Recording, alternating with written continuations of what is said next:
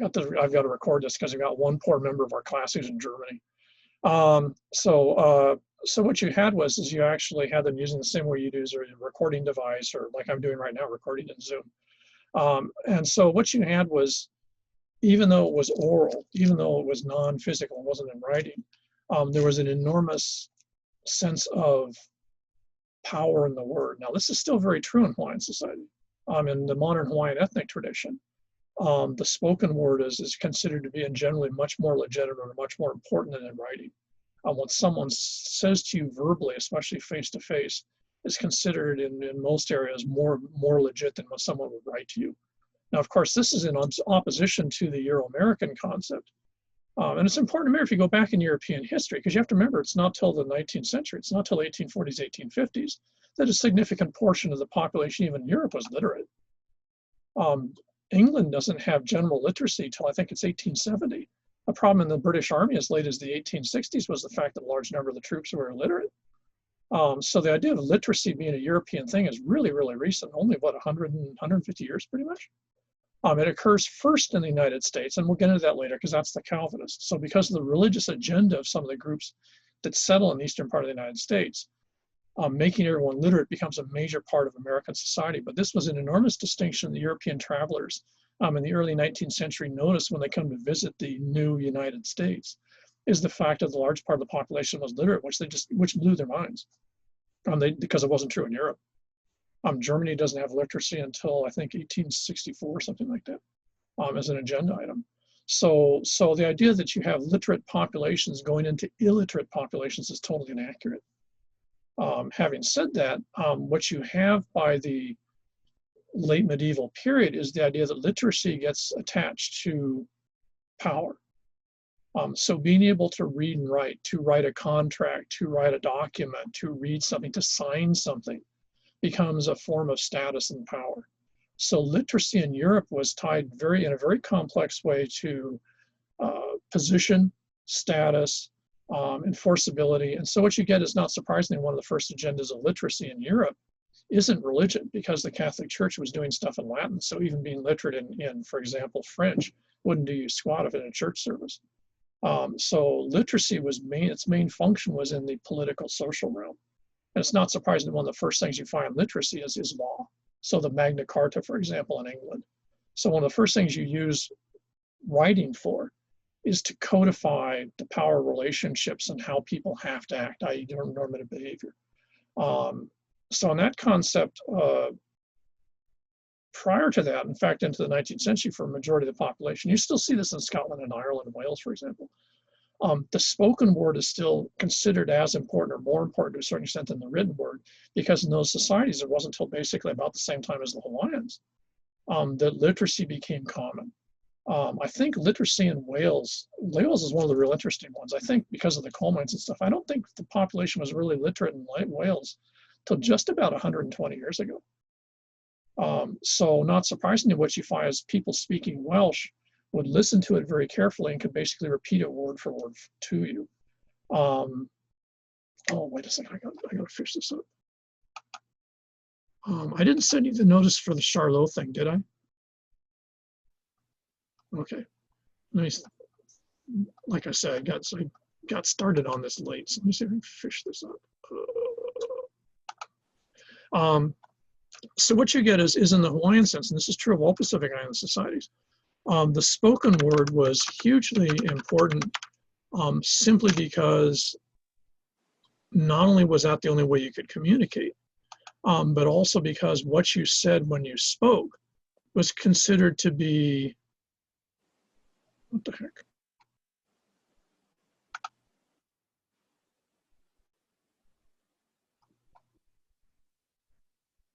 This is weird. Just changed from yesterday. Okay. It was seen as how you did stuff. There's a really, really good book I just found this weekend. I've been looking for it for years. But it finally showed up. It finally, someone, the Jean Charlot Foundation, finally put this stuff in PDFs. And the particular book is this one, which is the, oh, here it is. This was it was originally a PDF that was sent on a CD-ROM, which is almost always unreadable.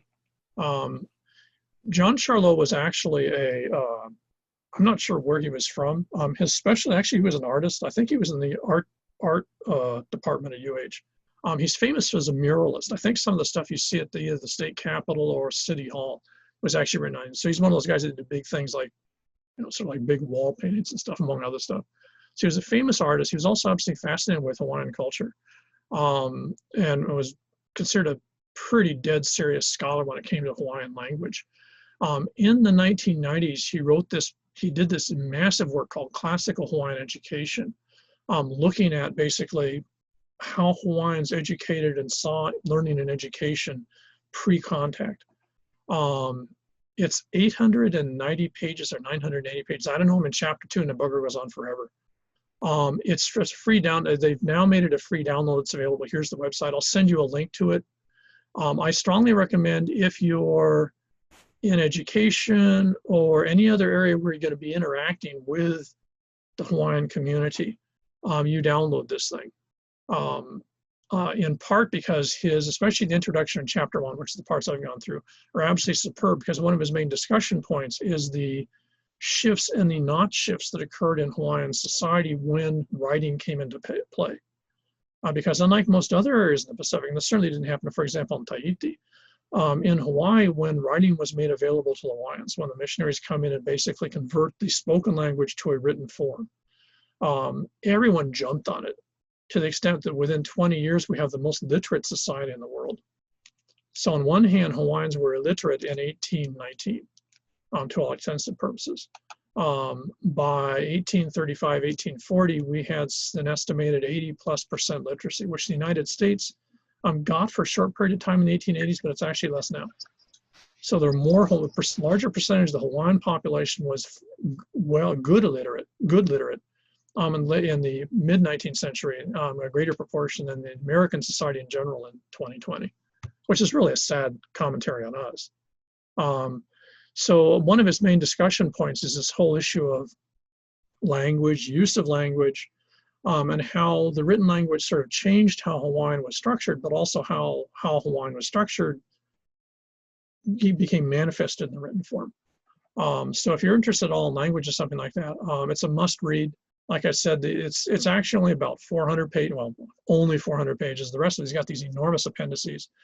He was really into Hawaiian word puns and riddling, which is something that if you ever deal with oral history here, it's a big thing, but boy, it's like looking at a bowl of noodles. It's just a nightmare to get into. It's the only good synoptic account I've seen. For some reason, I think maybe because it was so big and so long, you don't see it referred to very frequently. I don't think very many people have actually ever read it. His study on Moses Nakuina is also really, really fascinating, because again, it's looking at this late 1800s, early 1900s idea of Hawaiian novelists writing in the Hawaiian tradition, not Hawaiian novelists trying to write in a Western tradition. So he's one of the few folks that I know that's actually gone through large ports of the Hawaiian newspapers, for example. And so what you find is these massive citations in here that are absolutely fantastic if you're trying to look at this stuff. So this sort of gets into this whole orthography thing, because he actually discusses one of the issues that I'm sort of into. So let's go back to that.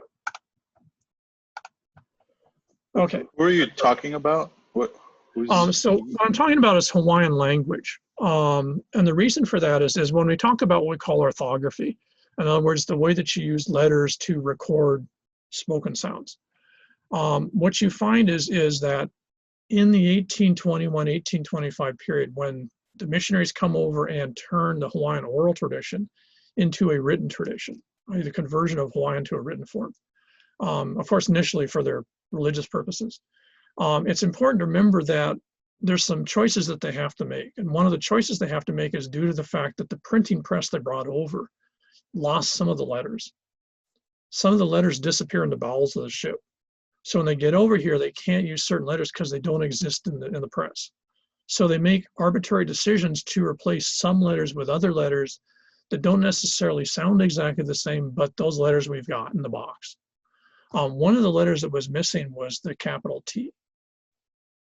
So when the missionaries turned Hawaiian into a written form, they replaced the T with what was phonetically sort of close, which was the K letter, because they had the K in the set of letters. So what happens is, in a weird way, written Hawaiian gets defined by the presence and absence of metal typeface in a printing press.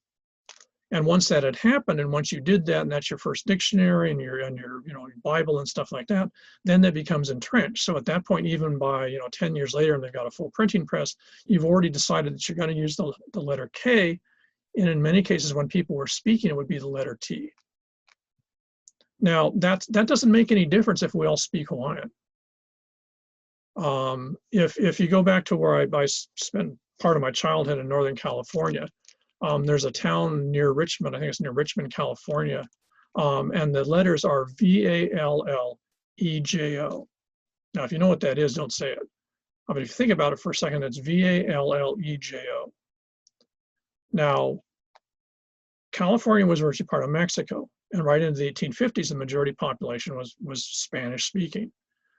So in that situation, they knew what that word meant in terms of how you would speak it. So the written form was just sort of a mnemonic for the spoken form. By the 20th century, the vast majority of people in that part of California don't speak Spanish, and I bet there's very few people that speak Spanish in that town now. So if you talk to that population, they see that, they usually call it Valley Joe, V-A-L-L-E, and then J-O, because that in anglicized American English, that's as close as you're going to get. It looks like a typo. It doesn't look like a real word. Anyone know what it is in Spanish? It's actually a famous general or colonel in the Mexican army. Vallejo? Yeah, Vallejo. Now, when everyone spoke Spanish in there, of course, they would see that written form and they know it's Vallejo. But what happened is, as Spanish disappears in California as a language, more and more people depend on the written form, and they phoneticize the letters. And so what happened is it turns into Vallejo and all sorts of weird connotations now, because most people don't speak the language that the word was originally from. And the same thing, if you look at the early European accounts, because you have to remember that the Europeans coming to Hawaii until the 1820s were listening to Hawaiian, and they were converting it in mnemonic form to a language they were familiar with. Since most of these are military, and the military language in use in Europe at the time was French, not English. Even British military officers all knew French. They would generally write the word down and how it would be spoken in French. So if you look at this is the common spelling for this guy's name right into the 1820s. And now it's because if you use the French, this is actually very close to what you'd hear still today in Tahitian. It's what you'd hear on Niihau, and it's what you hear, for example, Maori East Maui. This is how they would pronounce that, Tarehareha. Now, when the missionaries come in and they're short letters and stuff, they write it this way. But people who were speaking it into the 1830s, 1840s probably would have still spoken it this way, in the same way that Vallejo was that, because you knew what the letters were supposed to stand for. You knew that that was actually a soft T sound. You knew that the M was actually a soft R sound. So it didn't matter if it was written that way, you spoke it this way because that's what the word was. Now we've morphed into the 20th century, Hawaiian gets lost as part of the normal lexicon of speaking, and people are speaking English, and it becomes Kamehameha. Okay, but if you went back in time to 1800 and you said, where's Kamehameha, I'm pretty sure people would think that you were short a few, because they wouldn't know who you were talking about. So what happened is, if you look at the early explorers account, La Perouse, all these, Vancouver, all these different guys, there's actually a lot of very common spellings. One, for example, that's come up in the project we're working on is the fact that Waikiki wasn't that. And again, that's because of the TK thing. If you actually look at the early European accounts right into the 1830s, it's Vaititi, which makes a hell of a lot more sense. So one of the other words that gets changed is, again, the L and R. So if you look at this word, this is how it originally was pronounced, aroha. In the dictionaries, it gets eventually written this way because, again, it's this supposition of letters. When Hawaiian goes out of common use, it becomes the modern aloha. So one of the things I try to do is I try to bring this version back, because I would rather have the Hawaiian closer to the way it's pronounced, which is the way I learned it in East Maui, than the way it's oftentimes spoken in the general population on Oahu. So if you're wondering why you see things spelled differently by me, that's why. I try to go back to the 1820s writing system so it's closer to the phonetics. Second, just as a quick one for folks that aren't familiar with the concepts, Mauka and Makai, very commonly used. We use them all the time. They're part of the Polynesian system. The terms exist throughout the Polynesian vocabulary, but they're a little bit different because you have to remember they're part of the fact that the Hawaiians had a very different worldview than the contemporary one. Mauka meant basically to the high uplands, and that was generally a visual reference. So, for example, if you're here in Pololo, Mauka would be back above Ka'au at the upper ridgeline there. So Mauka was always to the highest point of real estate that was visible in sort of a linear projection upslope. Makai is probably the trickier because Makai means to the reef break. Makai doesn't mean to the beach. In the traditional Hawaiian context, as with the rest of Polynesia, land extended to the edge of the reef. If you ever do any diving, you can see this. If you go diving, and you're inside the reef, it's shallow water, it's got sand, it's very bright, it's very blue. You go on the other side of that reef, and boy, I tell you, it turns purple. On the other side of the reef, you see large pelagic fish, you see tiger sharks, you see all sorts of stuff tromping around in there that you don't see on the inside. So in the Polynesian context, the world changed at the break of the reef. Now, they understood the difference between wet and dry, obviously, but they didn't see it as a big deal. So in the traditional Hawaiian context, and this has become a huge issue in land ownership, if you were given property, if you were a chief and you had control of an ahupua'a, you controlled that to the Makai, which meant to the reef break. So if that's Waimanalo side, that isn't the Waimanalo beach. That's where the waves are breaking out there. And that was considered the end of that property. So land property extended to where the waves broke on the outer reefs. And that was, so when you're thinking of Mauka and Makai, on one hand, we still use them commonly, but one of the huge differences in the Hawaiian and typically Polynesian context was that they did not see near shore shallow water as being hugely different than a beach. They did see everything on the other side of that as being hugely different. If you want to think about it, the water you needed to canoe for was ocean. The water you could swim and screw around in and wade in and go fishing and spearfish and stuff in, that was part of the land.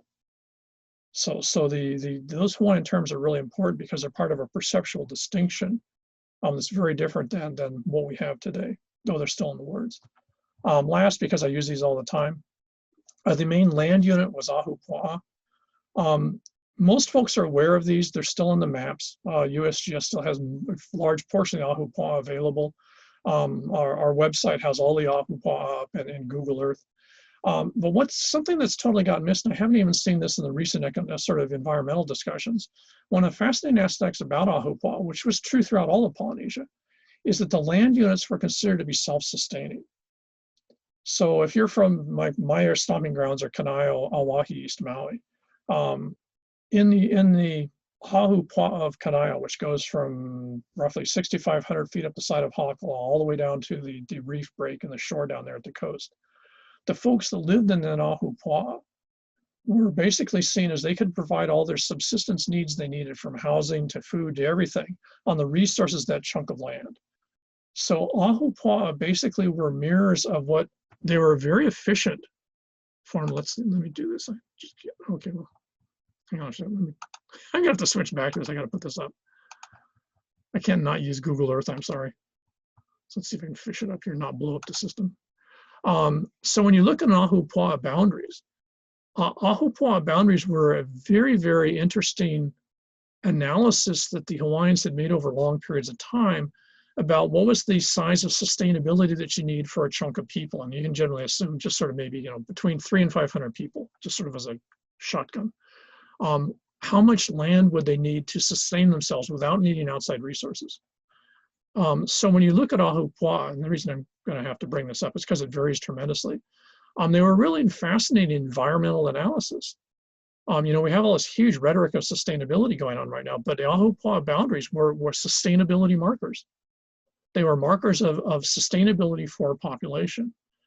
Now, one of the side effects of that, if you're Makana or a commoner and you live in an ahupua'a, most of your focus and interest would have been within those boundaries, simply because outside of it, that's another group. They've got their own issues, they've got their own agenda, they've got their own resources. There was trading going on back and forth. But most folks were pretty much within the package of their sustainable unit, which was the ahupua'a. So Ahupua'a are really fascinating from a sustainability standpoint of view, their environmental studies, because they actually they were maps, if you want to think of 1,800 maps of the sustainability patterns of the Hawaiian Islands for traditional agriculture and food resources. And so therefore, and they're based on practical knowledge. They're not hypothetical, they're data driven. And the fact that they don't get used to all discussions, I find sort of depressing, because they're just this enormous resource that's just right there in front of you. And the maps are still there, the boundaries are still there. It's not like this is something you have to discover. It's out there. So that becomes the big unit. If you take a chunk of these and you attach them together, usually based on a larger landform, then that becomes the moku. So Vaititi was part of the moku of this part of the sort of the Kona side of the island. The windward side of the island was a set of Ahupua'a that was, again, a large part of a larger moku. And in charge of this, your political social system would have an ari'i moku, which would be the high chief in charge of this. Now, in many of the islands, for much of their time, off and on, these were independent countries. You can sort of see them like Greek city-states. They were independent polities. The folks that ran them saw themselves as, to a certain extent, sovereign rulers. And therefore, their view of the moku was it was the, sort of the basis of legitimacy of political power. And let me bring Maui in here. Even Maui's a lot easier to see than Oahu.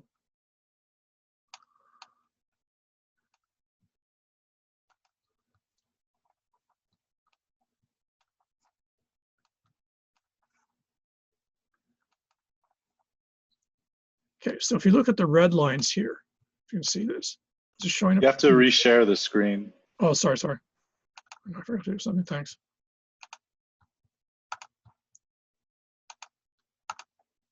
Okay, so here's Maui. Here's the named Ahupua'a in purple. The red lines are the Ahupua'a boundaries. Now, what that means is if you go through, now we don't know all of them, but for example, this part of Hana, which was incredibly fertile in terms of food resources, you can see the Ahupua'a are really tiny.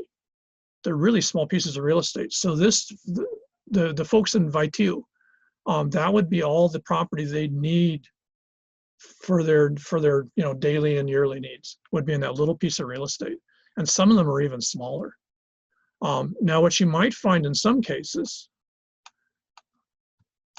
is that you're going to find a particular spot that might actually be something else.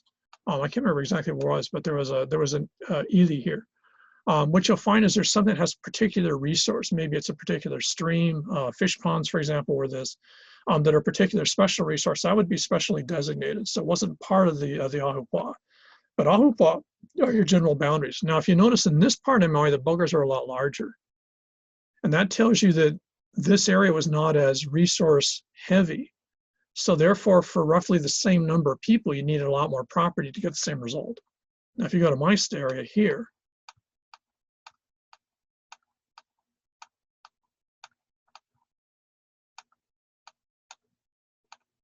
okay, here's Kanaio. It starts here at Manamana, goes over here, goes all the way up to the sides of Ha'aka, up to here, and then back down. That's about 6. If you square meters, that's about 6 of the Ahupua'a and Hana. What's that tell you about the resource base here?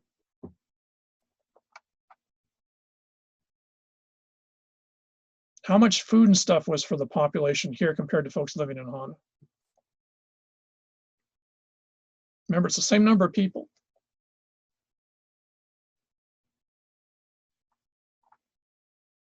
This versus this.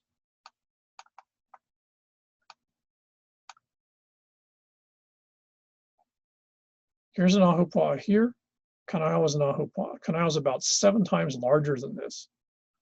What's that tell you about, from a Hawaiian context, what the resources were that were available in Kanaio for, say, 300 people versus the resources here?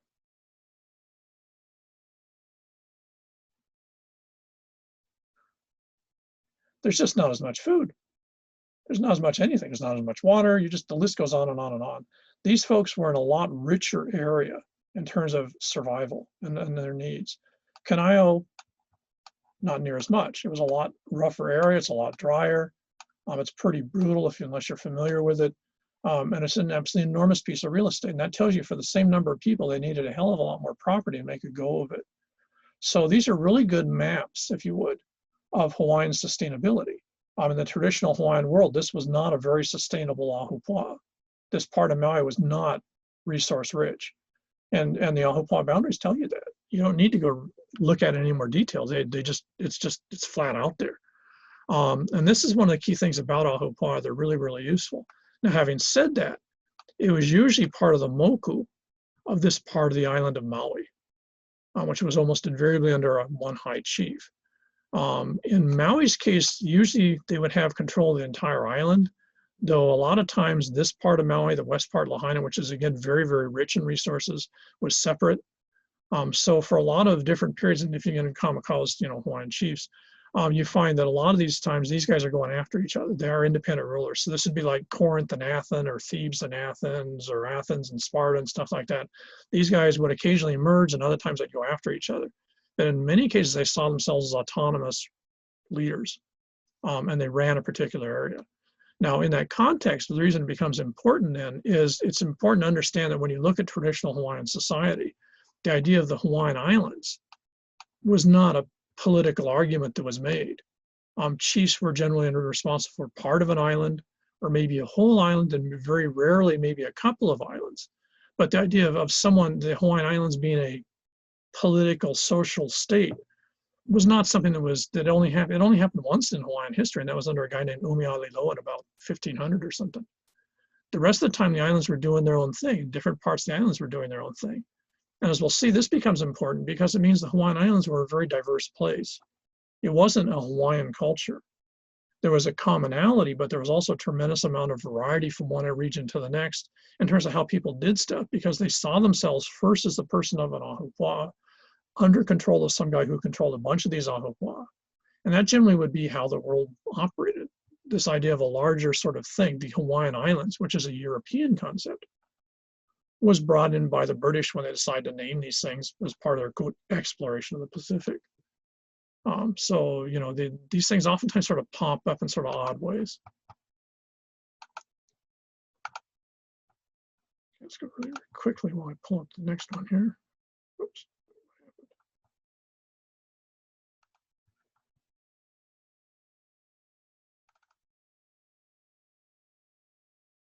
So just keep in mind the land units.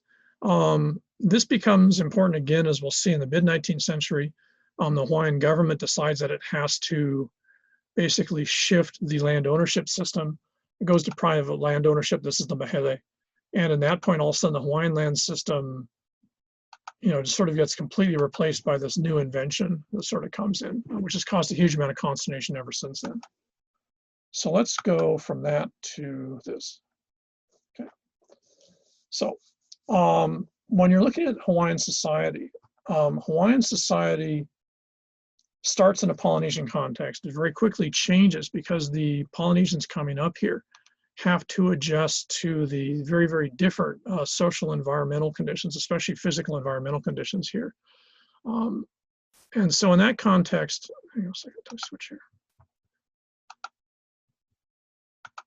Sorry, I'm gonna go back to this for a second. What you have is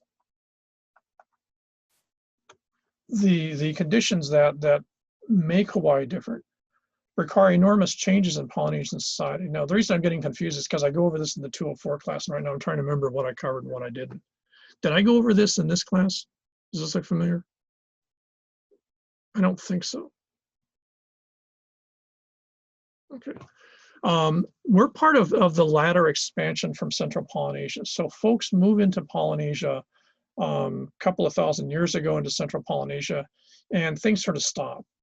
So they settle the areas from Fiji all the way to the Tuamotus, and people started doing their thing.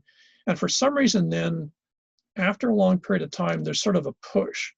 And there's a second wave of exploration. But it's important to remember that Polynesian exploration was sort of like going to Mars today. You could do it. It wasn't that it was impossible. They certainly had the technology for it, but it was terribly expensive. Building a voyaging canoe in some place like the Marquesas, where there's limited resources, would take a large part of the resources of a large population a couple of years to actually finish. So you could build a canoe in the same way you know, if we wanted to, we could have a colony on Mars right now. It's not a technology issue. It's a money and will issue. Is it important enough to invest the resources in? When you're looking at voyaging out of central Polynesia or eastern Polynesia into the fringe areas, the boundary areas, it's within the context that it was never a skill thing. It was always just, was it worth it? And in this process, there were a number of voyages, because you have to remember a successful voyage requires two parts. It requires that one, you go find something different, but it also requires that you get back. And a good example would be Rapa Nui or Easter Island. It looks pretty, the evidence pretty much seems to suggest that what happened is a voyaging canoe went out to there, landed on the island, and sort of got stuck. Because there's nothing in the oral traditions of the Tuamotus Marquesas that talks about a piece of real estate out there. So at some point, the guys that saw that place didn't get the information back home.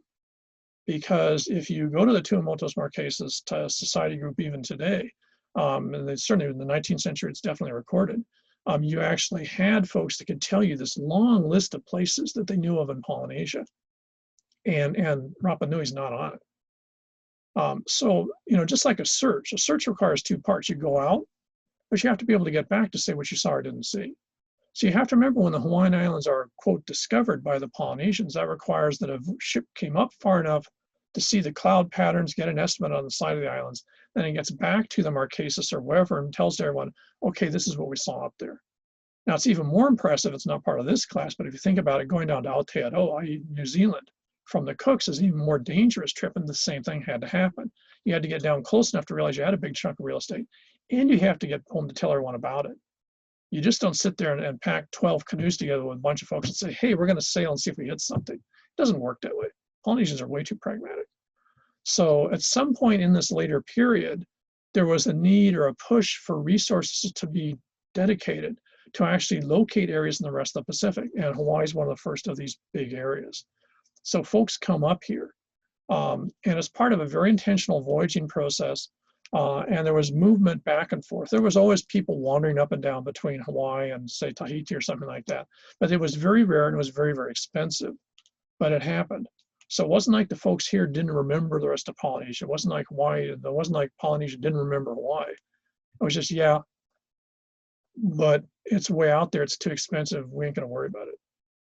Now, when the Europeans get into this weird sort of mindset about Polynesians in general, if you're going to make Polynesians the lost tribe of Israel, if you're going to make Polynesians part of this, you know, sort of paradise, naive, you know, noble, savage type population, then you don't really want them to be voyaging. You want God to have placed them in the Pacific.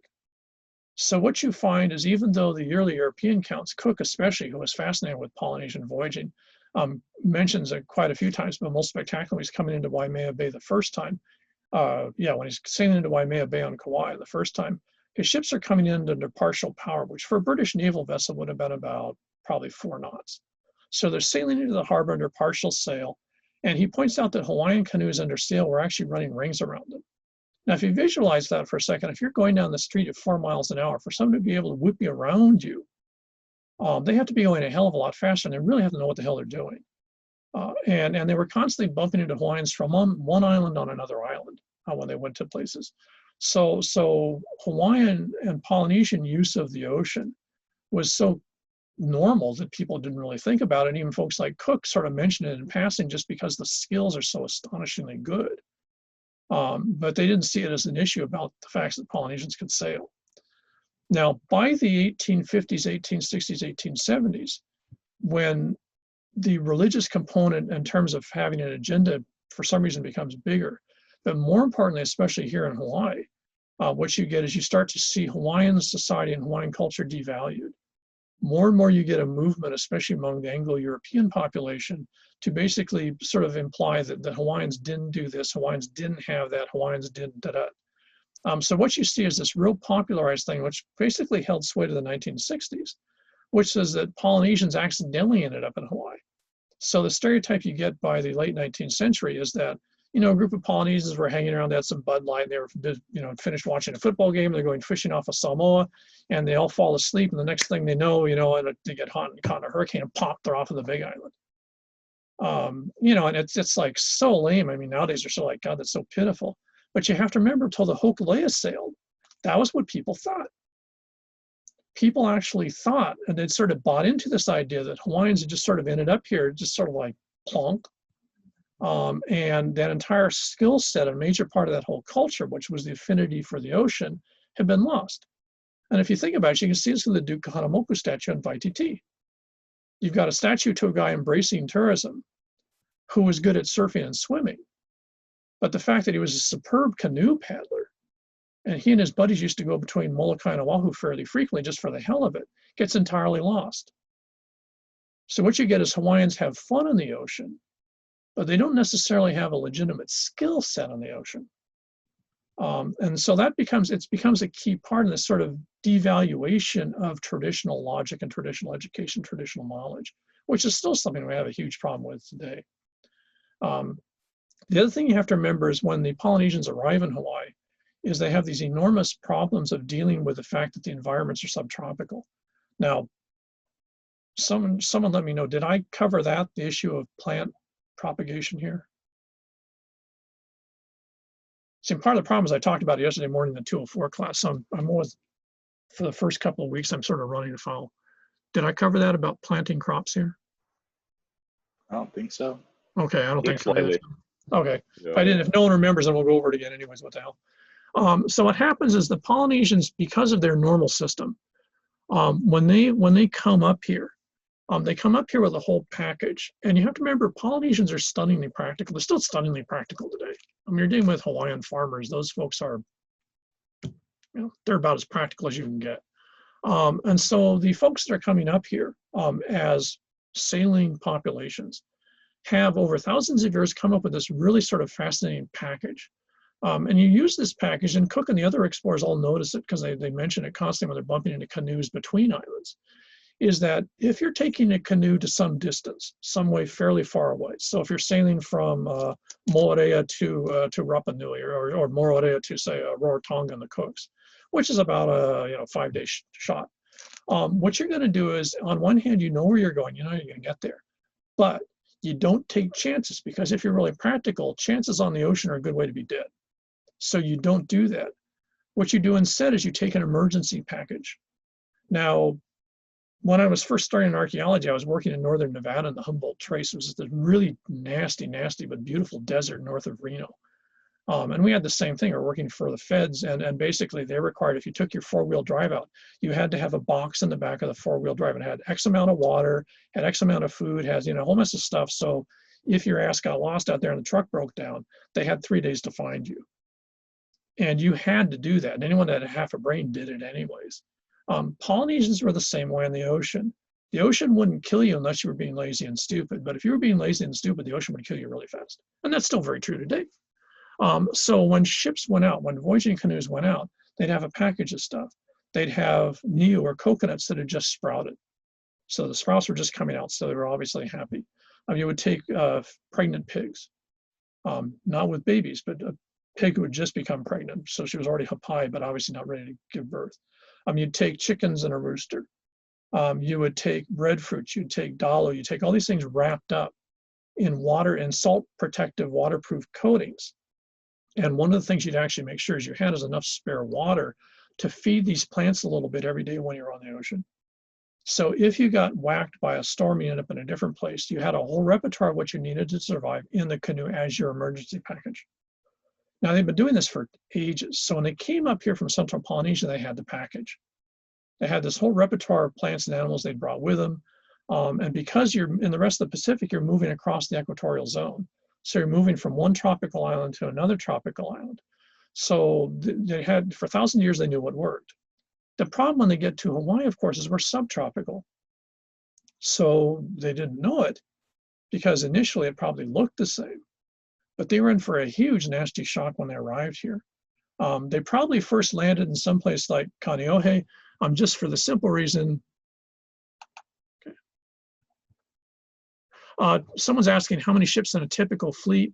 Um, Hard to tell. Of course, the great voyage to Aotearoa was 12. I would say probably 3 to 4, because it's very hard on the resources to make anymore. You have to remember that you'd basically take the resources of an island group to make a canoe, because these things have to be stitched out of pieces of wood. They take an enormous amount of time. You have to have a trained crew. So it's very much, its closest analogy would be a trip to Mars or the moon. You can settle there, but boy, it's going to cost you. And I don't think most of the islands had the luxury of resources for any more than, say, 3. It definitely wouldn't have been 1. It would have been more than that, just because, again, these folks are real practical. One boat gets in trouble, you're screwed. If you got 2 or 3 sailing together, you can get the folks and stuff off of one, and you make it to where you got to go. So again, think of these folks as just an incredibly practical group of people doing something they're very used to doing. So when they move up here, what you've actually got is a system that had to work, but we'll say they land in Kaneohe, which is a good bet. It's got a reef. It looks like the rest of Polynesia. So they come up here and they think, oh, good, we've reached this enormous piece of real estate. You have to remember the island of Oahu, in terms of square meters, I'm pretty sure is all of the Tuamotus and Marquesas together would be less than the island just Oahu. And the whole Hawaiian Islands are larger than anything else in Polynesia, with the exception of Aotearoa. So size-wise, they hit the jackpot. They must have been absolutely stunned when they sailed up here and realized, crap, there's not one of these things. There's like 7 or 8 of them. They're absolutely huge. So everyone must have been totally stoked. So they land in Kaneohe, we'll say, hypothetically. They get ashore and they're looking around, run the canoe up. First thing you do in this traditional system is you take these plants that you brought up from the Marquesas. You take them out of the canoe, you find the spot where they're supposed to grow, and you plant them. So you take the dalos and the yams and stuff, and you go over to one of the streams in Kaneohe, you put them in the ground where you know they'll grow well. You take the coconuts and you plant them in the ground where you know they're going to grow well. You take the pigs and the dogs and the other animals that you brought, again, as part of this package, and you probably make quickie pens for them, but they're all domesticated anyways, and you let the buggers run around and so you're all good to go. And then you start to look at the land around you. And the first shock they had was that the land around them, though it was green, was totally different than where they'd come from. This is not true in the rest of Polynesia, with the exception of Aotearoa. They suddenly look around and realize they've got an enormous variety of plants, but most of them they're not familiar with. And with the exception of the thimbleberry, basically almost none of them are edible. So you've got this huge verdant green environment, and it might as well be made of plastic or silk flowers for all the good it's going to do you. There's nothing for you to eat, which means you're really dependent on the stuff you brought on the canoes. Secondly, is you decide, okay, well, you're in a state of shock. So you go to the reefs and you start looking around there and start doing some diving, catching fish. And you realize very quickly that you've only got maybe 30 or 40% of the richness that you have in a reef, say in the Marquesas. So there's a lot less here. The sizes are a lot less. The varieties are a real lot less. And especially with things like the limu, they're a lot less. So you suddenly look at your ocean environment, your reef environment, which is what you expect to survive on. And you go like, holy crap, this ain't the same either. So then you're even more looking at your plants going, boy, I hope this works. And then we'll say that you arrived here in, say, October, November. And all of a sudden now it gets into January, February. And if you remember this last January, February, it got pretty cold. You have to remember, if you're from the Marquesas, you would have never got cold. The only time you ever would have got cold is if a rainstorm hit when you were in a boat and you got hypothermia from the wind. But you're not going to get cold from temperature. So when they suddenly start to get cold, they look around, they realize this ain't normal. We ain't in Kansas no more. And in that context, what they didn't realize till probably substantially later was that their plants, who had always been in tropical environments for thousands of years, were totally unwilling to deal with the changing climate. So, by the story I always tell, again, with Kahana, is that we're up there, working up there, and all of a sudden this Tongan guy came up, and he'd come up from Tonga a few years earlier and decided he'd rented at least a little bit of property. He was going to plant some dalo. And this was in the early 80s. And so he brings up his dalo. He'd actually brought up some, or got some sent up from Tonga, which I'm sure was illegal. But so he brings it up there, and so we're walking by, talking story with him, and ask him, oh, what you going to do? And, oh, I'm going to plant dryland dalo here, and da-da-da-da-da.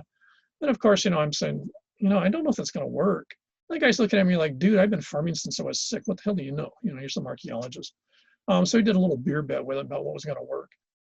And in Tonga, that particular type of dryland dalo takes about 7 months. So when he planted it, he knew that, 7 months later, he'd have his crop. And so we were working up there, all the time. So we were always bumping into him. About 4 months in, he started to get really anxious because the dalo had grown. In other words, it planted. But by the time it was 4 or 5 months old, that dalo should have been about, about a meter, meter and a half tall. It should have been nice full leaves. It should have been a happy camper. And instead it was about this tall. It looked like a bonsai. It was actually sort of cute, but it wasn't good food. And he was starting to really freak out because he knew how you grew this stuff. He'd been a farmer. His family had grown this stuff for generations. He knew how it worked and something wasn't right. And by 7 months in, he gave up because it never got any larger. It started to brown. He pulled them out of the ground. By that time, dryland dalo and tonga should have been like this. It should have been the size of about twice the size of a softball. And instead, what he had was these cute little things that were about the size of a golf ball. And that's all he got. So we ended up with some beer. And you had a Tongan farmer that got educated the fact that Hawaiian Islands are not part of Polynesia, food-wise. Now, this is what happened when the Polynesians arrived here. The food crops, and this is the worst part of it, the food crops didn't die. The plants grew, but they grew really slowly, very marginally. In some cases, gave you nothing. The swamp dalo didn't grow at all. It would have died. The breadfruit, and you can still find breadfruit if you go over Kaneohe side. Some of you might be from that side. You go over breadfruit, and most of the breadfruit, unless it's in a particular location, when you actually open it up, it's covered in all sorts of fibers. It's sort of like roots. There's sort of this weird structure in them, and a lot of it's not edible. In some place like the Marquesas where these guys came from, breadfruit was maybe 30% of your starch for the entire population. It's a magic tree which provides enormous amount of starch with almost no effort. So when they planted the breadfruit trees in Kaneohe, they thought, okay, good. In 5 years, we'll start to have all this food coming in. So we'll just start to have to make do till that happens. And lo and behold, it never happened. So what you got was, this is where the Polynesians become Hawaiians. The Polynesians had to completely readjust their agricultural system and the way they did things to deal with the fact that Hawaiian Islands look like part of Polynesia, but because we're subtropical, we're actually not part of Polynesia environmentally. It's a different game. And it took them, it must have been an incredibly stressful process by which they had to figure out how to sort of reinvent themselves. And you can still see this. If you go to Waiho'ole Waikani to the dalo farmers there, and you ask them, he's going to take, most of the varieties they plant there take about a year to 14 months. If you actually go back and look at the original, sort of original varieties that you find down in, say, Tahiti or something of that same type of dalo, you'll find that it takes 6 months. Now, the size of the corm, or the actual parts you eat in Tahiti, will be about 2 or 3 times the size of the one you get up here that takes twice as long to grow. So a Polynesian farmer growing variety 1 gets maybe 2 rounds of food in a year out of this particular plant. That same farmer in the Hawaiian Islands, in a good location, Waiho'ole Waikani, gets 1 that's half size in a year. And that's after basically 500, 700, 800 years of plant genetic modification to maximize their success here. So if that's all you've got after a large part of 1,000 years, you can understand that the Polynesians, when they arrived, were in a huge amount of hurt. The land did not give them almost anything to eat. The food plants they brought up didn't work the way they were supposed to, and the way they had to, but they didn't work right. The marine environment didn't provide a lot of the resources. So one of the side effects is they have to take advantage of what they've got. And one of the main things they have in the Hawaiian Islands is flightless birds. Because the islands, because there were no predators except for that goofy goose, basically most of the birds, a lot of them, the rails were all flightless. They just laid their eggs in the sand because no one was going to molest them. What was going to happen to them? Maybe a seal would eat a couple of them, but that'd be it. So you had this fair amount of, especially, avian diversity. And the Polynesians on arriving here really had to hammer that because a lot of their other food resources that they normally could depend on were totally not working. So you need something to hold you over till you figure out what you're going to do, because you cannot pack up and go back home, because guess what? You probably don't have the resources to take that same boat back down to the Marquesas. You've eaten too much of your resources and you can't replace the resources. So you have to make a go of it in the world that you found. And this is at the point that the Polynesians, in large part, you could argue, the Polynesians become Hawaiian because they have to reinvent how they do things, how things work in a new world, not just a different world. The Marquesas is not different than the society group, and the society group isn't different than Samoa. They're variations on a theme, but they're very, very similar. Hawaiian Islands, that's an entirely different game. In a later period, the same thing happens with the folks that become the Maori when they go to Aotearoa. They go down there and find themselves in an entirely different world. It's an entirely different game, and they have to do stuff entirely differently, which is one reason that both Maori and Hawaiian society and culture look in some areas pretty substantially different than the rest of Polynesia, because they find themselves in a different set of environmental conditions that require different types of decisions, different types of responses. And not surprisingly, that's going to be manifested in your world. Having said that, what you find in Polynesia and here in Hawaii is, till I would say the 1600s, the society is still its Polynesian base. So it's still based on the extended family, which in Samoa would be the ainga. You're going to have a public head of family who's in charge of dealing with others, who is your matai.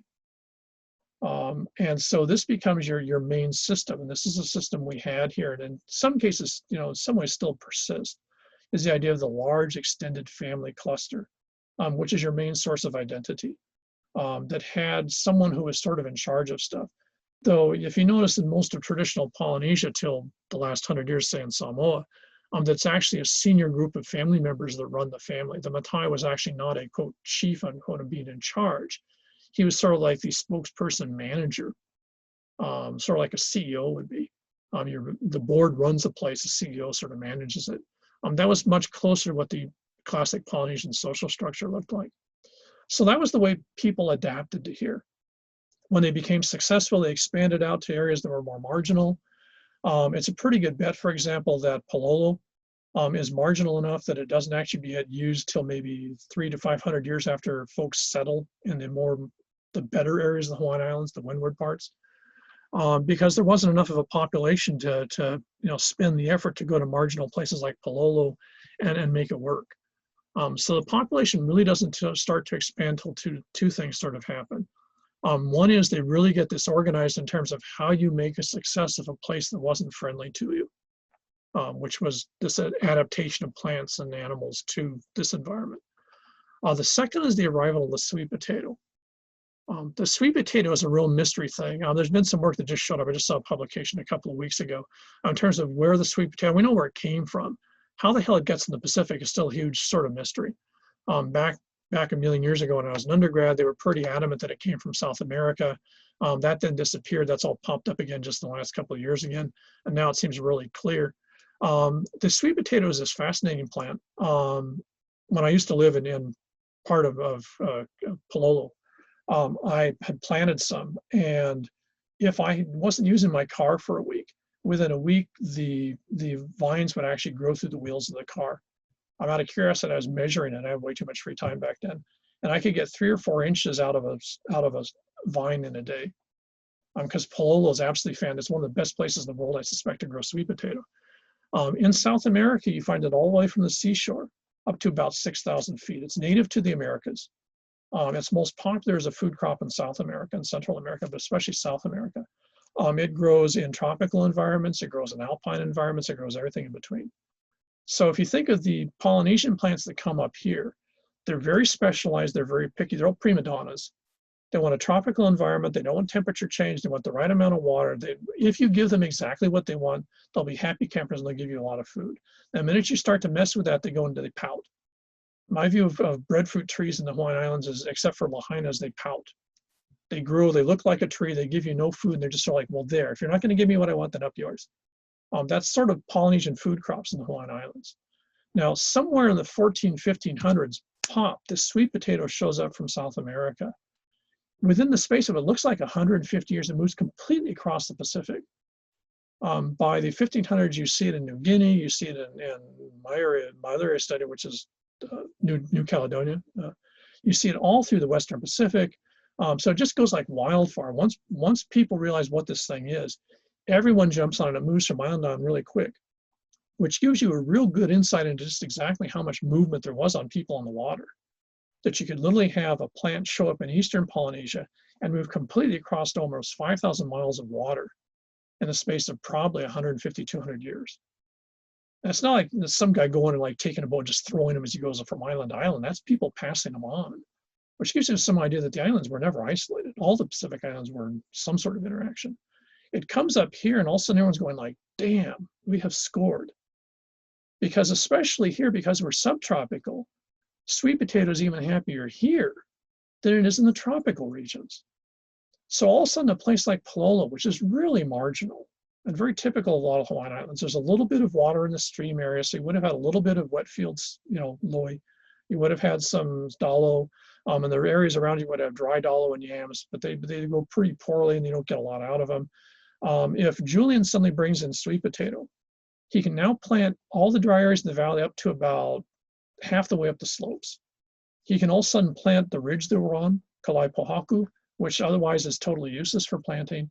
And now he can suddenly have enormous amounts of food. The sweet potato grows. You can get generally 2 or 3 crops a year. You can eat everything, just like the dalo, the vines and everything are totally edible. They're very good for you.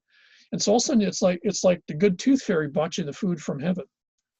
And when that plant shows up, you end up with a sort of classic neo-Darwinian pattern.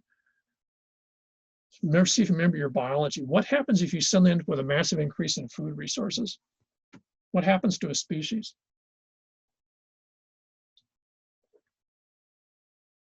You'll get an increase in the population of the species. Totally, yeah, exactly. That's what happens here. You get a massive increase in population because all of a sudden food's not the constraining parameter, and it was before.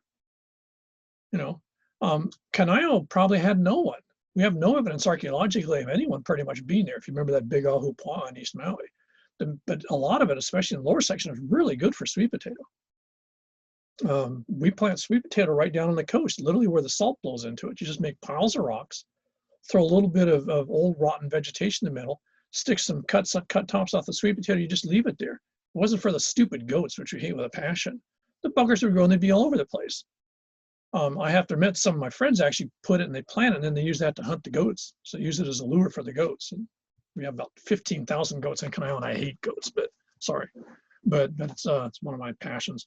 But sweet potatoes just grow like crazy. Nothing else grows there except goats. But the sweet potato is absolutely fantastic. So all of a sudden it just revolutionized agriculture in the Hawaiian Islands and revolutionized the value of real estate in the Hawaiian Islands and revolutionized your human population. It's important to remember that a large part of the Hawaiian population had Western contact.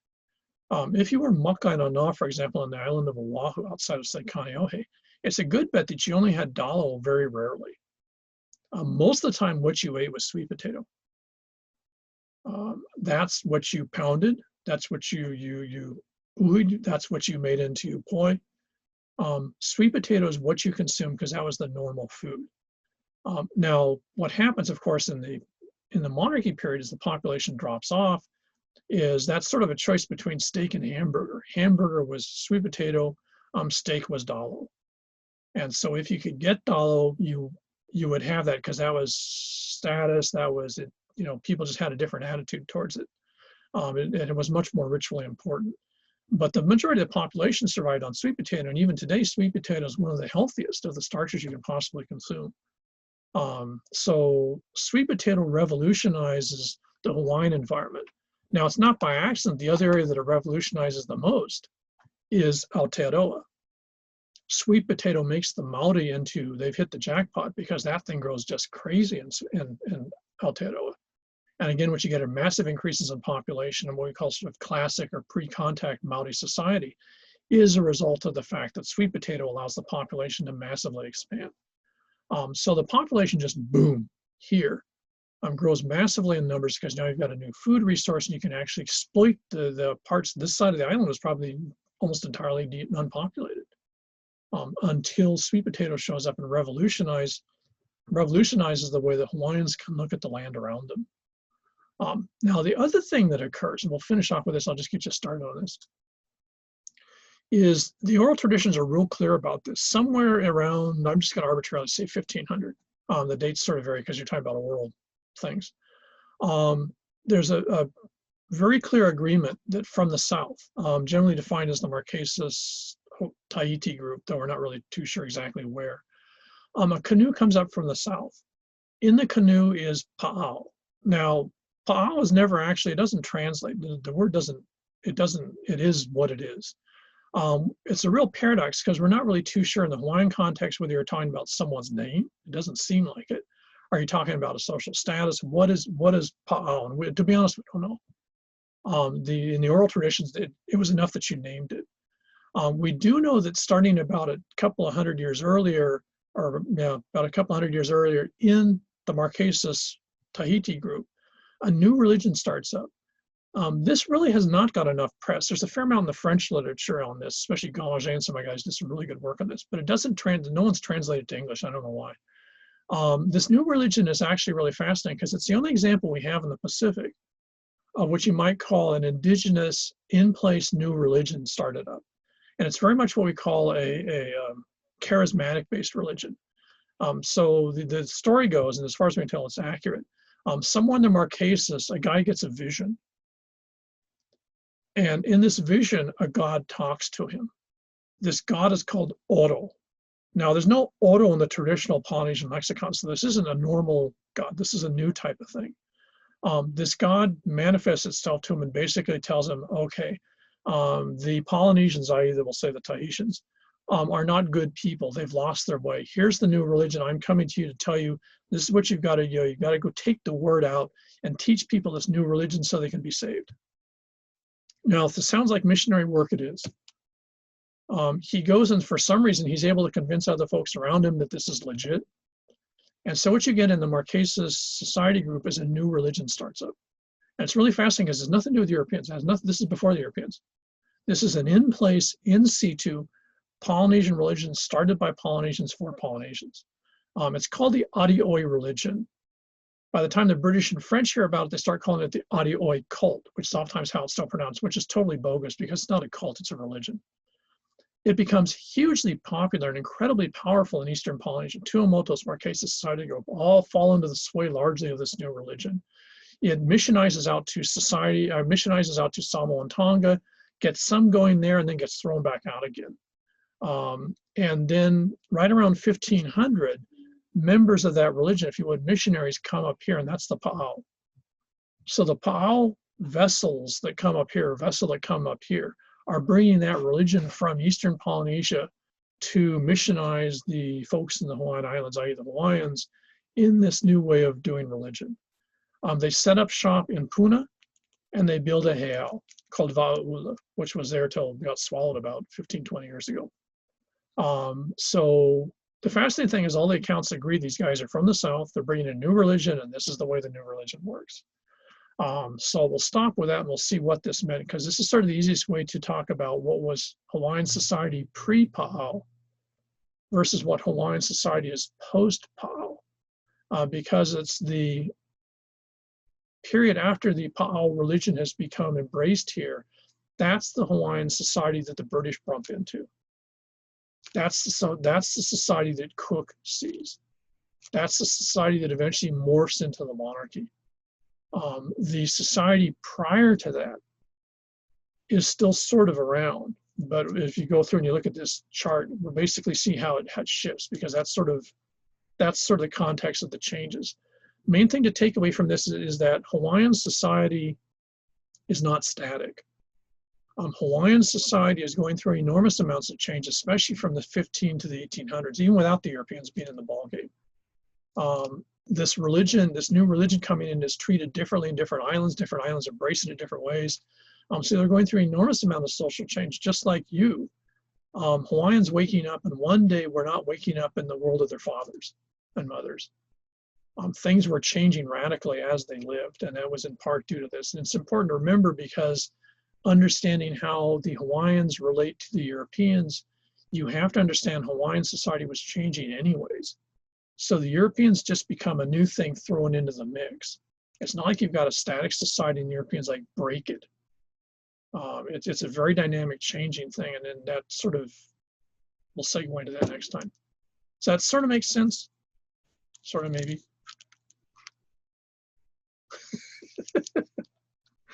Okay, well, if you got any questions, think about it. We'll go over it on Thursday. If we're all good on that,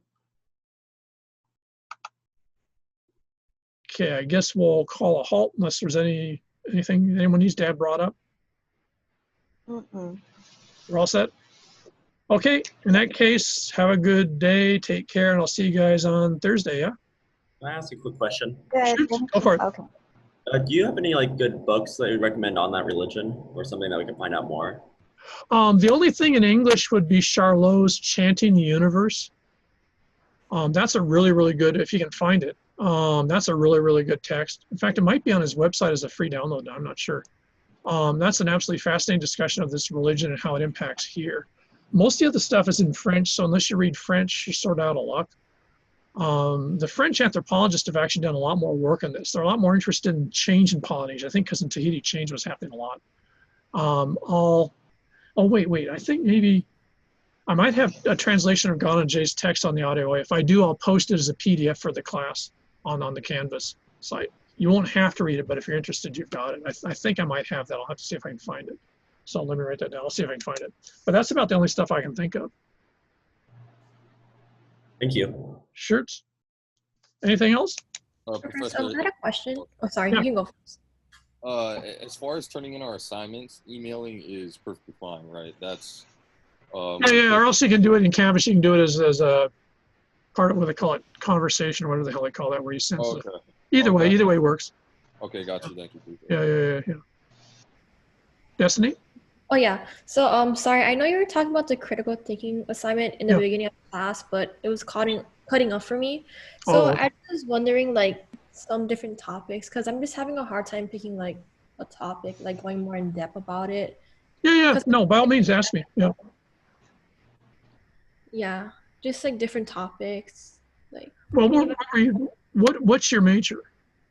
I'm a nursing major. Okay. One of the things you might want to look at is traditional healing practices. Oh, okay.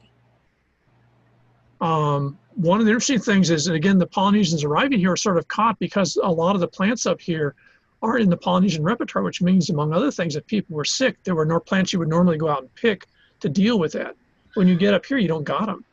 You know, what you've got available, for example, in Samoa is an entirely different repertoire of medicinal crops than what you find here. Some of them they brought up, but the vast majority, I suspect they probably thought, oh, they'll have them up here. And they got up here and they go like, oh, what? So like a lot of other stuff, they sort of got jammed up. Having said that, I think I'm going to say Jumanis, I'm not sure. There was a book, there was a bunch of works done, most of about 10, 15 years ago on Hawaiian medicine and Hawaiian healing practices. Looking at some aspect of that might be something to take a look at. You normally see this now, of course, the other thing left now that's real common is lomi lomi massage, which is like shiatsu, though it's a lot more painful. If you have my auntie do it, she'll just, you feel like she broke something. But of course, now you can see this, the hotels were doing that with just heated stone. You just rub them happily on somewhere or something like that. But lomi lomi is an actual, very typical Polynesian healing practice that's very effective in some ways. I warn you, it can be very painful. So that would be one option. Oh, okay. All right. Anyone else? Thank you. Shoot. Well, good. I got a quick question. Yeah. I'm trying to tie in the readings with the lectures, and I'm just wondering, does the Arioi have anything to do with the Thrum reading? There was one called Ancient Idolatrous Customs and Copies of the Hawaiian People. Is that the same? That's a real interesting one because, again, remember I mentioned the thing with Thrum is they're from that period of time. So that's one of the articles that he wrote. I think he wrote that sort of on contract because the Christian missionary groups that were trying to sort of run Hawaii in the 1880s really wanted to diss the traditional Hawaiian system. So if you notice, that's in modern terms, that's a pretty controversial title. You get a lot of people pissed off. And when you look at that, it's oftentimes pretty negative. I don't have them on the list, I don't think, but if you go into his Tales of the Temples, which is in volume 2, I think, where he's actually talking about archaeological sites, most of those actually include the ritual traditions attached to them. In those cases, he's actually very positive about them. So yeah, you looking at some sort of a ritual tradition would be an easy, especially place-based one. Ritual traditions at a particular location would be a real easy critical thinking paper. And depending on the island, for example, it's Oahu, you have Sterling and Summers. Maui, you have Sterling's. So there's some other places to get stuff, but yeah, that would be an easy run. But yeah, as far as the Thrums, you're not going to. He wasn't into the Adioi.